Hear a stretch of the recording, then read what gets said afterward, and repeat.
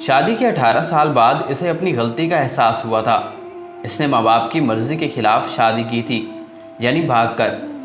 اس کا شوہر اظہر ملک جس کے ساتھ وہ بھاگی تھی، اسے کبھی احساس ہونے بھی نہ دیا۔ اس نے جو وعدہ اس کے ساتھ شروع دن سے کیا تھا وہ پورا بھی کیا۔ زندگی کی ہر خوشی دی، اسے رانی بنا کر رکھا، اس کی ہر خواہش پوری کی، یہاں تک کہ شادی کے 5 سال بعد اس کے ماں باپ کو بھی راضی کر کے معاملات پہلے جیسے ہی کر دیے۔ مگر آج وہ پچھتاوے کی آگ میں جل رہی تھی۔ اسے احساس ہو گیا تھا۔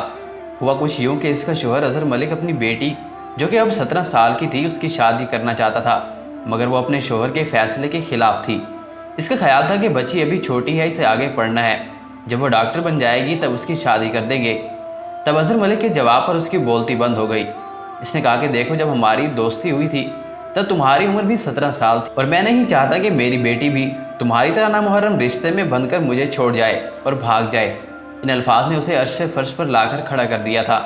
وہ پچھتاوے کے گہرے کنویں میں جا گری تھی۔ اس کی مکمل خاموشی پر اظہر ملک نے بہت سی وضاحتیں دی تھی اور بے تحاشا اسے سکون سے رہنے کو کہا، مگر اس کا دل ویران ہو گیا تھا۔ ٹھیک ہی تو کہہ رہا تھا، وہ آج کیا کہہ رہی ہے؟ نامحرم کی خاطر اپنے ماں باپ کا برسوں کا پیار بھلا رہی ہے، جھوٹ بول رہی ہے، ماں باپ سے تلخ کلامی کر رہی ہے، اور آخرکار ان کی محبتوں کا صلہ ان کے ماتھے پر داغ بن جاتی ہے، تاکہ ان کے جانے کے بعد وہ کبھی سر اٹھا کر نہ جی سکے۔ کسی والدین کو بھی بیٹی بری نہیں لگتی، مگر ہر دن بنت ہوا کے بارے میں ایسی خبریں سن کر وہ بیٹی سے ڈرنے لگتے ہیں، اس کے مقدر سے ڈرنے لگتے ہیں۔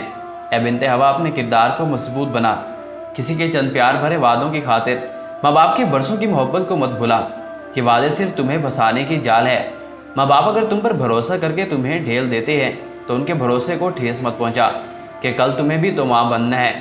یاد رہے، مرد کالی چادر کی طرح ہوتا ہے، اس پر دھبا لگ جائے تب بھی نظر نہیں آئے گا، اور عورت سفید چادر جس پر ذرا سا داغ بھی لگ جائے تو سب کو صاف نظر آتا ہے، اور سب لوگ مل کر اسے اور بدنما بنا دیتے ہیں۔